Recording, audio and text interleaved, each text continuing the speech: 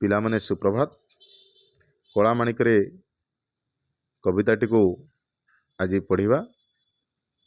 यह कवितार कवि अभिमन्यु सामंत सिंहार। प्रथमे कवि परिचय प्राप्त करिबा। ओडिया साहित्य सारस्वत आकाशर जड़े उज्ज्वलतम नक्षत्र हेउछंती कवि अभिमन्यु सामंत सिंहार। ओडिया साहित्य सारस्वत जगतर उदयमान प्रतिभा। रीतियुगीय काव्य परंपरार अन्यतम विशिष्ट कवि, जहाँकु विदग्ध कवि भाव रे उड़ीसार पुरपल्ली रे जानती। जहाँकर जन्म हुए जाजपुर जिलार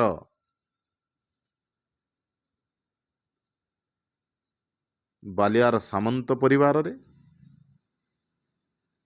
पिलादिनु से अत्यंत सरल गाउली भाषा रे सुंदर कविता रचना करुथिले। परे से राधाकृष्ण को लीला को आधार करी अनेक काव्य कविता मान रचना करिछंती।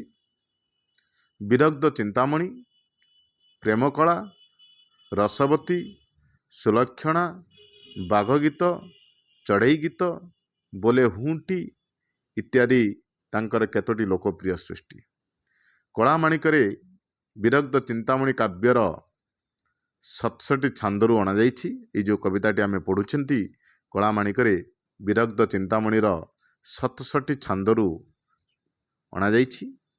एथिरे कृष्ण संध्या समय होइछि। संध्या समय रे गाई गोठ धरी फेरिबारे विलंब होइबारु स्नेहमयी वात्सल्यमयी जननी माता जशोदा को मनरे माता जशोदा मन अहेतुक भय आशंका और उद्वेग देखा देइछि। से निजर एकैर बड़ा एकमात्र पुत्र एकैर बड़ा विशिकेशन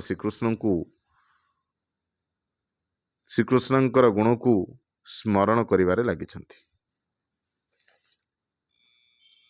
पिलामाने प्रथम आमे कविता को आवृत्ति करिबा एवं साथरे तार अर्थ मध्य बुझिबा।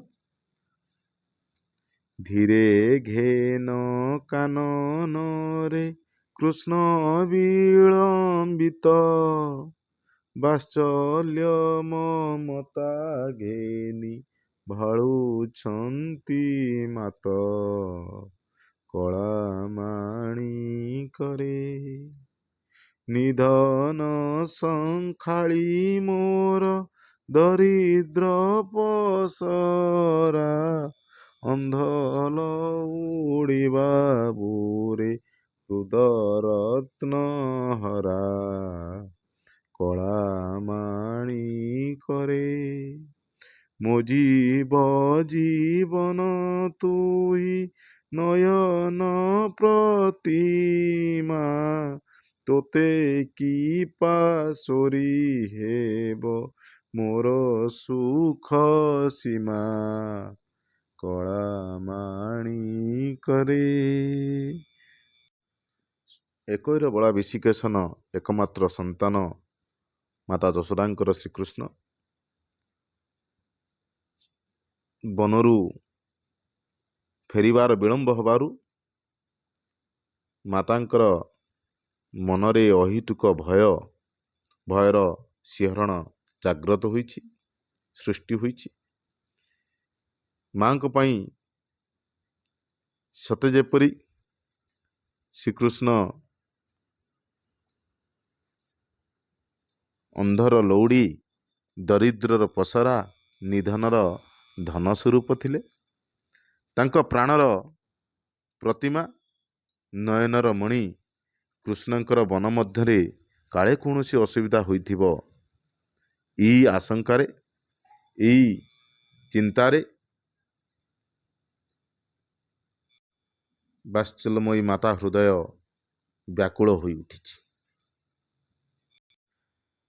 डरू थाऊ अंधार को रखी जाऊ गुरु जनक जननी सुख कहीं पाई सारो वृद्ध काली ତୁମୋହର ଏକଇ ନନ୍ଦନ, ହୃଦତାପ ବିନାଶନେ ତୁହରି ଚନ୍ଦନ, କଳାମାଣି କରେ। ଯେଉଁ କୃଷ୍ଣ ଅନ୍ଧାରକୁ ଭୟ କରନ୍ତି, ସେ ଗାଈ ଗୋଟ ସହ ସନ୍ଧ୍ୟା ସମୟରେ ପରେ ସନ୍ଧ୍ୟା ହୋଇଯାଇଛି, ଅନ୍ଧକାର ଘୋଟି ଆସିଲାଣି। ଯେଉଁ କୃଷ୍ଣ ଅନ୍ଧାରକୁ ଭୟ କରନ୍ତି, ଗାଈ ଗୋଟ ସହ ସନ୍ଧ୍ୟା ପରେ କିପରି ଘରକୁ ଫେରିବେ, ଏହି ବିଷୟରେ ଭାବି ଏହି ଚିନ୍ତାରେ ମାତା ଯଶୋଦାଙ୍କ ବାତୁଳ ପ୍ରାୟ ହୋଇ ଉଠିଛି। ବାରଣ କଲେ ମଧ୍ୟ କୃଷ୍ଣ ଗାଈ ଗୋଟ ସହ ବନକୁ ଯିବାକୁ ଜିଦ୍ କରୁଥିଲେ। ସେ ଯେତେ ବାରଣ କଲେ ମଧ୍ୟ ଗାଈ ଗୋଠ ନେଇ ଯିବା ପାଇଁ ସେ ସବୁବେଳେ ଜିଦ୍ କରୁଥିଲେ। ବୃଦ୍ଧ ବୟସରେ ତାଙ୍କର ହୃଦଚନ୍ଦନ ପ୍ରାୟ ଏକମାତ୍ର ପୁତ୍ର ଥିଲେ ଶ୍ରୀକୃଷ୍ଣ। ତାଙ୍କର ହୃଦୟର ସମସ୍ତ ଦୁଃଖ କଷ୍ଟକୁ ହରିଚନ୍ଦନ ଯେପରି ହୃଦୟର ତାପକୁ ଶୀତଳତା ପ୍ରଦାନ କରିଥାଏ, ଠିକ୍ ସେହିପରି ତାଙ୍କ ହୃଦୟର ସମସ୍ତ କଷ୍ଟକୁ, ସମସ୍ତ ଦୁଃଖକୁ ଶ୍ରୀକୃଷ୍ଣ ହରିଚନ୍ଦନ ପରି ଦୂରାଇ ଦେଉଥିଲେ।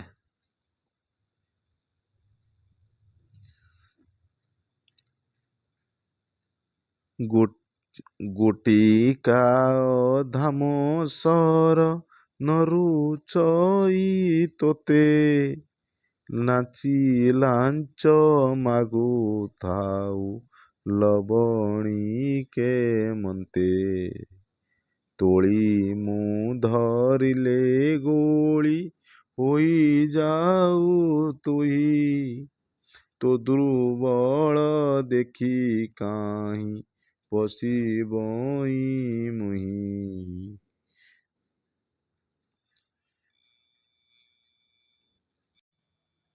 ଶ୍ରୀକୃଷ୍ଣଙ୍କର ବନରୁ ଫେରିବାରେ ବିଳମ୍ବ ହେବାରୁ ମାତା ଯଶୋଦାଙ୍କର ମନରେ ଅହେତୁକ ଭୟ ଆଶଙ୍କା ସୃଷ୍ଟି ହୋଇଛି। ନିଜର ଏକୈରବଳା ବିଶିକେଶନଙ୍କର ଗୁଣକୁ ସ୍ମରଣ କରିବାରେ ଲାଗି ପଡ଼ିଛନ୍ତି। ତାଙ୍କର ମନେ ପଡ଼ିଯାଇଛି କୃଷ୍ଣ ଲବଣୀ ମାଗିବାର ଭଙ୍ଗୀ, ଗୋଟିକା ଅଧାମସର ଖାଇବାକୁ ରୁଚୁ ନଥିଲା ବେଳେ ଲହୁଣୀ ଚୋରାଇ ଖାଇବାକୁ ସେ କିପରି ପାରଙ୍ଗମ ଥିଲେ, ତାହା ଯଶୋଦାଙ୍କ ଆଖି ଆଗରେ ନାଚି ଉଠିଛି। ଡାକିନି ଲୋଭାନ୍ତି ବୋଲି ଡରୁଥାଇ ମନେ, ବାର ବାରୁଥାଇ ଯିବା ପାଇଁ ବନେ, କଳାମାଣି କରେ। ନିଶାଚର ମାତିବାର ଶୁଭିଛି ସ୍ମୃତିକି, ମୁଁ ଡଙ୍କୁଣି ଛାଡ଼ିଦେଲି ବନକୁ କାହିଁକି। ମାତା ଯଶୋଦା ଶୁଣିଥିଲେ ଯେ ବନରେ ଡାହାଣୀ, ଡାକିନୀ, ଯୋଗିନୀ ଆଦି ନିଶାଚରମାନେ ଉପଦ୍ରବ କରୁଛନ୍ତି, ଯେଉଁଥିପାଇଁ କି ସେ ଦୁର୍ବଳ ମନା ଶ୍ରୀକୃଷ୍ଣଙ୍କୁ ବନକୁ ପଠାଇବାକୁ ବାରମ୍ବାର ବାରଣ କରିଛନ୍ତି। ସେମାନେ ପୁଅ ପାଇଁ କିଛି ବି ବିପତ୍ତି ସୃଷ୍ଟି କରିନାହାନ୍ତି ତ? ଏହି ଚିନ୍ତାରେ ମମତାମୟୀ ମା ଆତଙ୍କିତ ହୋଇ ଉଠିଛନ୍ତି ଏବଂ ବାରମ୍ବାର ନିଜକୁ ଧିକ୍କାର କରୁଛନ୍ତି, ମୁଁ କାହିଁକି ଡଙ୍କୁଣି ତାକୁ ବନକୁ ଛାଡ଼ିଲି, ମୁଁ କାହିଁକି ବନକୁ ଛାଡ଼ିଲି। ଝାଳ ବହୁଥିବ ଅମ୍ବୁ ଲାଗି ଝାଞ୍ଜି ଖରା, ଶ୍ରମ ପାଇ ତରୁ ତଳେ ବସିଥିବୁ ପରା, କଳାମାଣି କରେ। ନେଲୁ ନାହିଁ କାହିଁ ପାଇଁ ତୋ କଠାଉ ଛତା, ବନେ କଣ୍ଟା ଲାଗି ହୋଏ ମୃଦୁ ପାଦ ଚିନ୍ତା, କଳାମାଣି କରେ। କାନ ଡେରି ଥାଇ ଏକା ତୋ ବେଣୁ ଗୀତିକୁ, ଆଜ କିମ୍ପା ଶୁଭୁ ନାହିଁ ଭାବୁଛି ମନକୁ, କଳା ମାଣି କରେ। ନିରାଘର ଝାଞ୍ଜିରେ ହୁଏତ ଶ୍ରୀକୃଷ୍ଣଙ୍କର କୋମଳ ଅଙ୍ଗରୁ ଝାଳ ବୋହି ପଡ଼ୁଥିବ, କୋଠଉ କି ଛତା ମଧ୍ୟ ସେ ନେବାକୁ ଭୁଲି ଯାଇଛନ୍ତି। ହୁଏତ ତାଙ୍କର କୋମଳ ପାଦରେ କଣ୍ଟା ଫୁଟିବାର କଷ୍ଟ ହେଉଥିବ। ଏଇ ସମସ୍ତ କଥା ମନରେ ଭାବିଛନ୍ତି ମାତା ଯଶୋଦା, ଯାହାଦ୍ୱାରା ସେ ଅଧିକ ବିବ୍ରତ ହୋଇ ଉଠିଛନ୍ତି। ଗୋଠ ବାହୁଡ଼ା ସମୟରେ ପୁଅର ବଂଶୀସ୍ୱନ ନ ଶୁଣି ସେ ବ୍ୟସ୍ତ ହୋଇ ପଡ଼ିଛନ୍ତି। ବାତ୍ସଲ୍ୟ ମମତା ଭରା ମା ହୃଦୟ ଉଦ୍ବିଗ୍ନତା କବିତାକୁ ଅତ୍ୟନ୍ତ ରସାଣିତ କରିଛି। ବାସ୍ତବରେ ମାତା ଯଶୋଦା ସ୍ନେହମୟୀ ବାତ୍ସଲ୍ୟମୟୀ ଜନନୀ ମାତା ଯଶୋଦାଙ୍କର ଏହି କବିତାଟି ତାଙ୍କ ହୃଦୟର ବ୍ୟାକୁଳତାକୁ, ମାତୃ ହୃଦୟର ବ୍ୟାକୁଳତାକୁ ତଥା ବାତ୍ସଲ୍ୟଭରା ହୃଦୟର ଆବେଗକୁ ସୁନ୍ଦର ଭାବରେ ଏହି କବିତାରେ ରୂପ ଦେଇଛନ୍ତି କବି ଅଭିମନ୍ୟୁ ସାମନ୍ତସିଂହ। ଧନ୍ୟବାଦ ପିଲାମାନେ।